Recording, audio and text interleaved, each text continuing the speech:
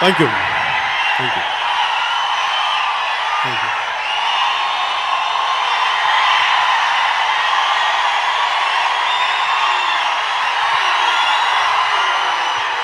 Thank you.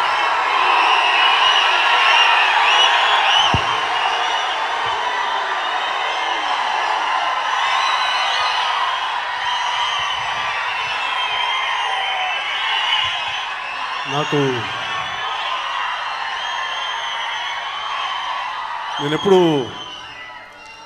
లెక్క పెట్టుకోలేదు ఎన్ని సంవత్సరాలు అయింది సినిమాలోకి వచ్చి ఎన్ని సినిమాలు చేశానని ఇప్పటికీ నాకు నిజంగా గుర్తుండదు. ఎప్పుడు లెక్క పెట్టదలుచుకోలేదు.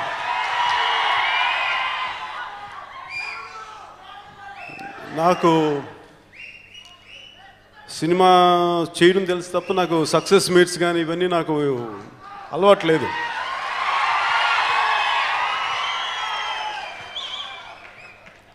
కానీ మొదటిసారిగా ఈ సినిమాకి సక్సెస్ మీట్ ఉంటే బాగుంటుంది అనిపించింది.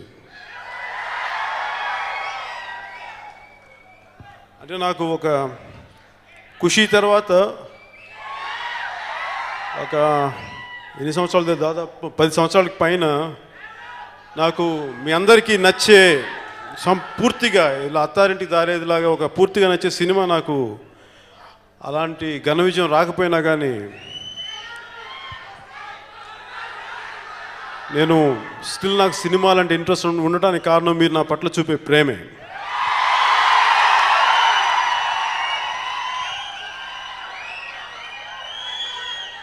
నేను జయాలకి ఎప్పుడు ఘన విజయాలకి ఎప్పుడు నేను పొంగిపోలేదు, అపజయాలకి ఎప్పుడు నేను కుంగిపోలేదు కూడా.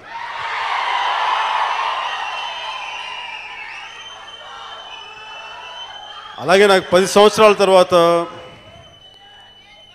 అందరికీ నచ్చే ఒక గబ్బర్ సింగ్ అనే సినిమా వచ్చినా కానీ నాకు సక్సెస్ మీట్ పెట్టి దాని గురించే మాట్లాడాలనిపించలేదు. కానీ ఈ సినిమా రిలీజ్ అయిన తర్వాత నాకు సక్సెస్ మీట్ ఎందుకు కావాలనిపించిందంటే ఇక్కడికి వచ్చిన మీ అందరికీ రాని కొన్ని కోట్ల మంది అందరికీ కృతజ్ఞతలు చెప్పుకోవడానికి సక్సెస్ మీట్ని ఒక వేదికగా వాడుకుంటున్నాను.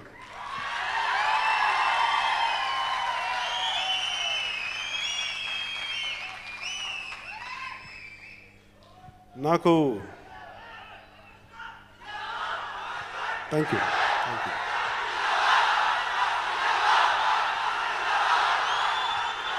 Thank you.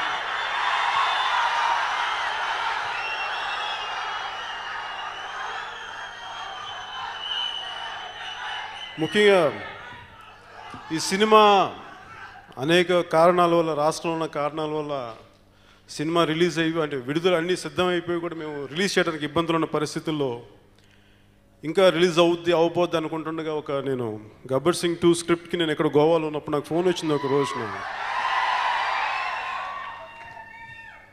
ఇట్లా సినిమా నెట్లో రిలీజ్ చేశారు అనగానే నాకు ఎలా రెస్పాండ్ అవ్వాలో అర్థం కాల. సరే అక్కడి నుంచి వెంటనే త్రివిక్రమ్ గారు చెప్పి నేను వచ్చేస్తానని చెప్పి అదే రోజు మధ్యాహ్నం కల్లా ఇక్కడికి వచ్చేసాను. వచ్చేసిన తర్వాత వినగానే నాకు ముందు కోపం కానీ ఇవన్నీ బాధ కానీ ఏం కలగచ్చు. వింటా ఉన్నాను ఏం జరిగింది, ఎలా చేశారు అది అని. ఈ సినిమా మేము అనేక నెలలు కష్టపడి త్రివిక్రమ్ గారు ఒక 3 సంవత్సరాలు ఈ స్క్రిప్ట్ని కష్టపడి డెవలప్ చేసిన స్క్రిప్ట్ ఇది.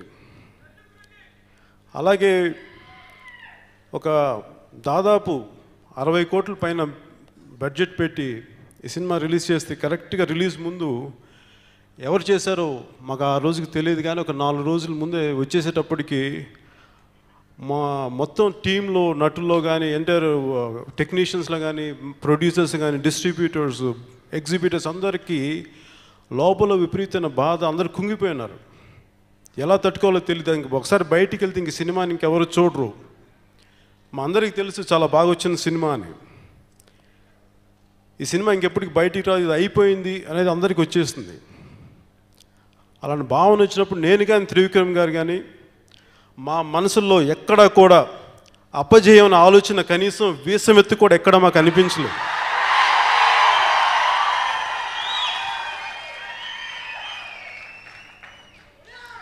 దానికి కారణం మీరు, మీ బలం, మీరు మా వెన్నంటే ఉంటారని ఒకే ఒక్క బలమైన విశ్వాసం, నమ్మకం తప్ప, మీరు ఆ ప్రేమ ఖచ్చితంగా చూపిస్తారని ఒక నమ్మకం తప్ప నాకు ఇంక వేరే ఏ ఆలోచన లేదు మా ఇద్దరికి.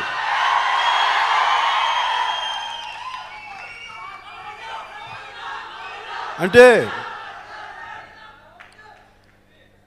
ఈ సినిమాని బయటికి రాగానే చిత్ర పరిశ్రమ నుంచి, ముఖ్యంగా ప్రొడ్యూసర్స్ కౌన్సిల్ నుంచి, ఫిల్మ్ ఫెడరేషన్ నుంచి వచ్చిన మాకు సపోర్టు నాకు నిజంగా చాలా ఆనందం కలిగించింది. కానీ పైరసీని బయటి జనం చూడలేదేమో, కానీ చిత్ర పరిశ్రమలో చాలామంది ప్రముఖులు చూసేసి మీరెవరు చూడలేదు. కానీ ఎవరైతే ఇండస్ట్రీని నమ్ముకొని ఉన్నారో, ఎవరైతే ఇండస్ట్రీ వాళ్ళ కుటుంబానికి ఆధారమో, వాళ్ళు మటుకు పైరసీని బాగానే ఎంకరేజ్ చేశారు. ఎందుకంటే ఫిలిమ్స్ని ఐప్యాడ్లో డౌన్లోడ్ చేసుకొని, డెస్క్టాప్లో చూసుకుంటా, పోనీ చూసుకొని వదిలేశారా, బదల్లా మళ్ళీ మాకు ఫోన్లు చేసి మీరేం భయపడక్కర్లేదు, సినిమా చాలా బాగుందని అంటప్పటికీ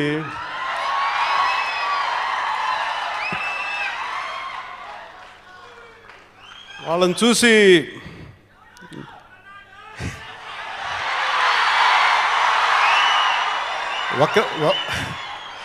ఒక్కరైతే పేర్లు చెప్పేవాడిని, ఇంతమంది అయితే ఎంతమందికి పేర్లు చెప్పగలం?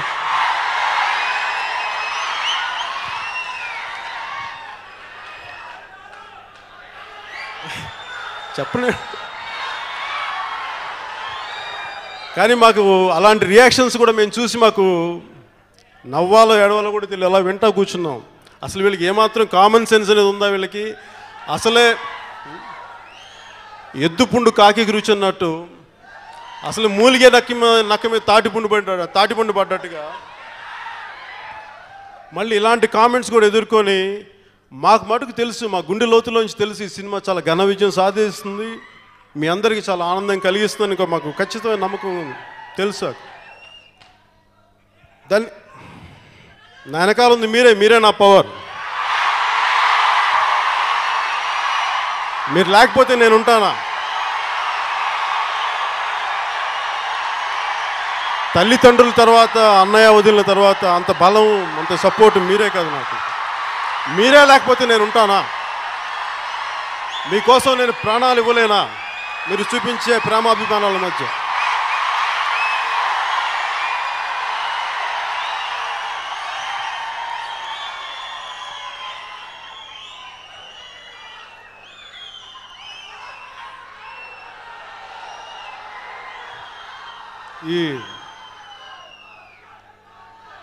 ఈ పైరసీ ఇలా వచ్చిన తర్వాత ముందుగా నాకు కొంచెం సమయం కావాలి మీతో మాట్లాడటానికి.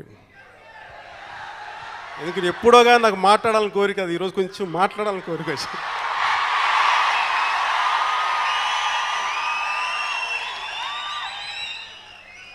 పైరసీ రాగానే మొట్టమొదటిగా అలర్ట్ అయిన police department additional DGP Krishnaprasad గారికి, అలాగే సైబర్ క్రైమ్ సంబంధించిన ఎస్పీ రామ్మోహన్ గారికి, అలాగే విజయవాడ ఎస్పీ ప్రభాకర్ గారికి, మొత్తం సైబర్ టీం అందరికీ, అలాగే సైబర్ క్రైమ్ సంబంధించిన ఎథికల్ హ్యాకర్స్ టీం అందరికీ నాకు మనస్ఫూర్తిగా మా అందరి తరపున వాళ్ళకి మనస్ఫూర్తి కృతజ్ఞతలు తెలియజేసుకున్నాను.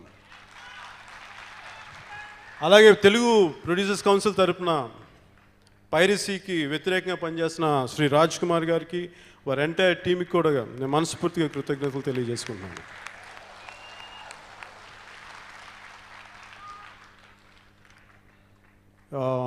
అలాగే ప్రసాద్ మూరెళ్ళ గారికి, సినిమా విషయానికి వస్తే ప్రసాద్ మూరెళ్ళ గారికి, ఫోటోగ్రఫీ చేసిన ప్రసాద్ మూరెళ్ళ గారికి, ఆర్ట్ డైరెక్టర్ రవి గారికి, ఎడిటర్ నవీన్కి, మీ అందరికీ మీరు చేసిన work it's a wonderful work. We really love you for what you did. Thank you a lot. అలాగే నాకు ముఖ్యంగా నటుల్లోకి వచ్చేటప్పటికి నేను అల్లి గురించి చెప్తాను, ఏముంది మనోళ్ళ గురించి తర్వాత మాట్లాడే ముందు, బాంబే నుంచి, హిందీ పరిశ్రమ నుంచి వచ్చిన శ్రీ బొమ్మని ఇరానీ గారి గురించి మొట్టమొదటిగా చెప్పుకోవాలి. నేను చాలామంది వేరే భాష నటుల్ని మన తెలుగులోకి రావటం, నటించడం ఇవన్నీ చూశాను. ఎవరికి కూడా వాళ్ళ చేసే భాష పట్ల గౌరవం ఉందా లేదా అని తెలియజేసే విషయం, మన భాషను నేర్చుకొని ఆ భాషలో భావం ఏంటి, దీన్ని ఎలా చెప్పాలి, ఎలా చేస్తే బాగుంటుంది అని ప్రశ్నలు చాలా తక్కువ మంది అడుగుతారు. నాకెవరు అలా కనిపించింది ఒకళ్ళిద్దరు తప్ప, నాకు ఇప్పుడు దాకా ఎవరు అంత బలంగా ఎవరు కనిపించలేదు. కానీ చాలా చిత్తశుద్ధిగా ప్రతి మాటకి, ప్రతి భావానికి ఏంటి, ఎలా చేస్తే బాగుంటుందని మరీ నాకు అలా చేసింది శ్రీ బొమ్మని ఇరానీ గారు. ఆయన భాష రాదు మొట్టమొదటిసారి. ఇందాక ఆయన చెప్పినట్టుగా ఒక 54 ఏళ్ళ వయసులో ఇంకా నిరంతర విద్యార్థిలాగే వచ్చి తెలుగు సినిమాకి వచ్చి మొట్టమొదటిగా పేపర్లు చూసుకొని నాకు కొంచెం టైం అంటూ అడిగి చేసిన శ్రీ బొమ్మని ఇరానీ గారికి మనస్ఫూర్తిగా కృతజ్ఞతలు చెప్పుకున్నాం. You did a wonderful job sir. I'm talking about your dedication and the kind of respect you had shown to our language and to our culture. I truly appreciate you for. You did a wonderful job. We love you. అలాగే ఇంకొకరు Shri Nadia గారికి,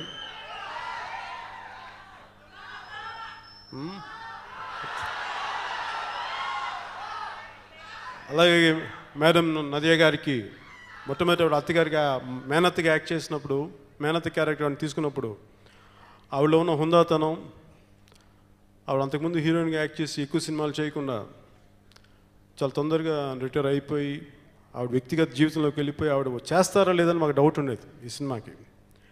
ఆవిడ ఈ సినిమాని మేము త్రివిక్రమ్ గారు చెప్పగానే ఒప్పుకున్నందుకు ఈ సభాముఖంగా ఆవిడకి నేను థ్యాంక్స్ చెప్తున్నాను. What I was telling them is, I never thought that you would accept this film. So I want to thank you for that. And you did a wonderful job.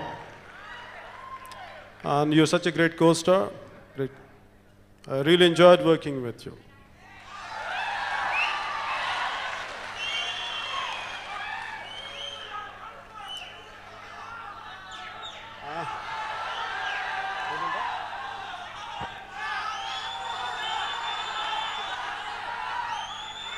లాస్ట్లో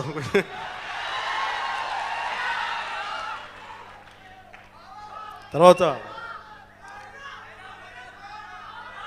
ఆలీ. నాకు ఆలీ లేకుండా సినిమా చేయడం, మీకు ఇదే వేదిక పైన చాలాసార్లు చెప్పేసిన, ఆలీ లేకపోతే నాకు సినిమాలో చాలా వెల్తీగా ఉంటుంది. ఆలీ ఉంటే కొంచెం బలంగా ఉంటుంది, కొంచెం ధైర్యంగా ఉంటుంది. ఏదైనా సీన్ గబుక్కున్న భారాలు పక్కన భుజం మీద చేస్తే కొంచెం నాకు చాలా బలం వచ్చి బాగా చేయడానికి ఒక ఆస్కారం ఉంటుంది, బాగా నమ్మకం ఉంటుంది నాకు ఆలీ పక్కన ఉంటే. అలాగే ఎంఎస్ గారు, బ్రహ్మానందం గారు, వీళ్ళతో ముఖ్యంగా నాకు ఎలా ఉంటుందంటే, వీళ్ళందరూ నాకు సినిమాలోకి రాకముందు నుంచి తెలుసు. బ్రహ్మానందం గారు అయితే మరి ఆయన సినిమాలోకి వచ్చిన మా కొత్తలోంచి నాకు తెలుసు. మా అన్నయ్య గారి ఇంట్లోనే అప్పుడప్పుడు వచ్చి భోజనానికి వస్తుంటారు, నాకు అలా తెలుసు. అలాగే ఎంఎస్ గారు నటుడిగా కాకముందు చిరంజీవి గారికి ఒక రైటర్గా ఆయన చేయడానికి వచ్చారు.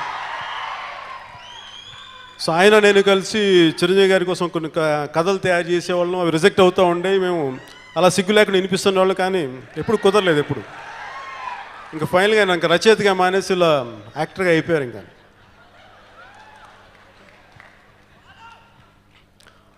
అలాగే నా మిగతా